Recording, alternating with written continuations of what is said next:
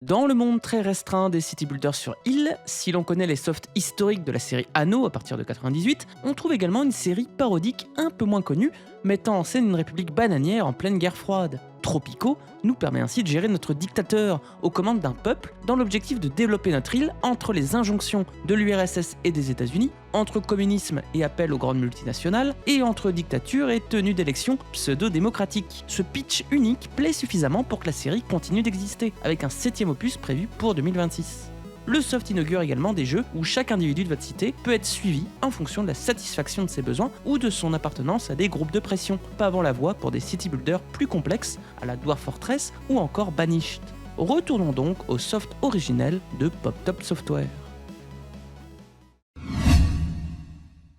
Le city builder moderne naît avec la simulation contemporaine de SimCity, suivi de softs marquants à l'image de l'histoire des Césars, l'économie et la logistique des The Settlers et l'insularité d'Anno. À l'époque, PopTop Software, fondé en 93, développe Railroad Tycoon 2 en 98, la suite de la simulation ferroviaire de Sid Meier paru en 90. Son deuxième jeu est alors Tropico.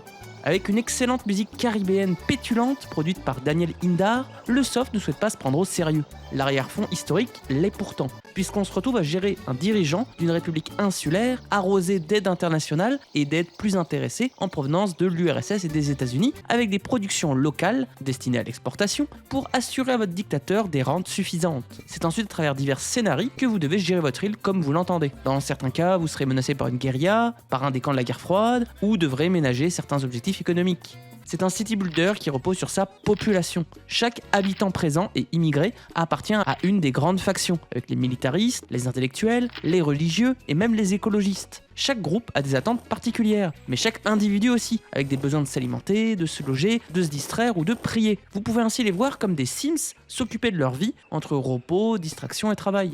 Concernant votre pouvoir, si vous souhaitez être réélu, ou du moins ne pas subir une rébellion, il faudra donc ménager tout ce petit monde, avec la grande batterie de bâtiments proposés et une grande liste de décrets pour améliorer, au détriment de votre monnaie, l'éducation, l'alimentation, voire d'être agressif en réprimant toute volonté de rébellion par l'emprisonnement ou l'assassinat. Vous devez donc assurer un certain bonheur à votre population via des maisons qui peuvent être individuelles ou collectives, des lieux de distraction avec des bars ou des restaurants, des lieux d'éducation pour leur permettre d'accéder à des postes encore plus importants. Vous aurez aussi des structures liées à la religion ou encore la santé. Pour ce qui est des bâtiments de production, vous pouvez choisir différentes voies. Les produits agricoles tropicaux, faciles à exporter, des produits transformés comme des cigares ou du mobilier, nécessitant plus de logistique et des usines plus chères, ou encore des mines. Cela servira à exporter votre production au monde. Vous pouvez aussi vous reposer sur le tourisme via des hôtels, des plages ou encore des terrains de tennis pour attirer la clientèle de plus en plus fortunée. Dans le reste des bâtiments, vous avez vos bâtiments militaires et de sécurité, votre dernière ligne de défense si vous payez vos hommes correctement, des usines électriques pour moderniser votre glorieuse république, des bâtiments pour réguler l'immigration ou manager les liens diplomatiques, des constructeurs, des dockers, des logisticiens et diverses routes. Certains postes nécessitent des personnes éduquées, que vous pouvez former dans vos écoles tropiciennes ou faire venir de l'étranger. Vous ne contrôlez jamais vos tropiciens directement. Eux seuls décident, en fonction du salaire proposé, où ils veulent travailler, ce qui renforce l'immersion du titre. En tous les cas, avec tous ces éléments, vous avez les cartes en main pour répondre aux challenges de vos groupes de pression et surtout obtenir du précieux argent. Vous commencez avec de l'aide internationale, émanant de la communauté internationale, des États-Unis ou encore de l'URSS, mais cette aide n'est pas éternelle et ne sera pas suffisante pour loger et satisfaire toute votre population. Il faudra donc investir correctement et progressivement. Les challenges électoraux viendront aussi régulièrement, demandant d'organiser des élections ou de maintenir une dictature, sachant que les élections peuvent être truquées et vos opposants éliminés. Votre dictateur a aussi une foultitude de caractéristiques que vous pouvez paramétrer en début de partie et est présent sur la carte, peut avoir sa propre résidence et son propre compte offshore. Avec son ambiance musicale et sonore décalée, le soft est assez immersif grâce à son système de population, où vous voyez vos tropiciens vivre leur vie entre leur logement, distraction, travail ou rébellion. Pour le reste, on retrouve suffisamment de liberté pour choisir sa voie économique, ses décrets et sa vision de la démocratie, avec tout de même le besoin d'accumuler rapidement de l'argent en faisant les bons choix de production et d'exportation. L'expérience est unique, je note donc ce jeu, dictature bananière sur vie quotidienne.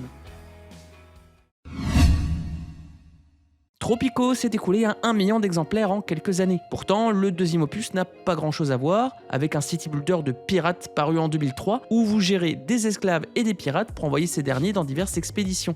PopTop Software finit néanmoins par être dissous par 2K qui envoie les développeurs chez Firaxis Games. La série Tropico est récupérée par les Bulgares Diamond Games qui refondent l'expérience avec Tropico 3 en 2009 qui rajoute pétrole, voitures et une nouvelle faction de nationalistes, Tropico 4 en 2011 considéré comme le meilleur de la série en étant encore plus complet et Tropico 5 en 2014 plus simple.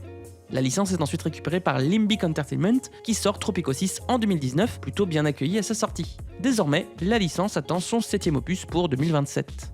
En tous les cas, avec son focus sur l'individualité de ses citoyens plutôt que sur leur vision collective à la SimCity ou Anno, Tropico a assurément inspiré des focus qu'on retrouve dans des softs comme Dwarf Fortress et ses dérivés à la Rimworld, jusqu'à même la vision survie d'un Banished et d'un Frostpunk. Qui aurait cru qu'un jeu dictatorial nous donnerait cette liberté ?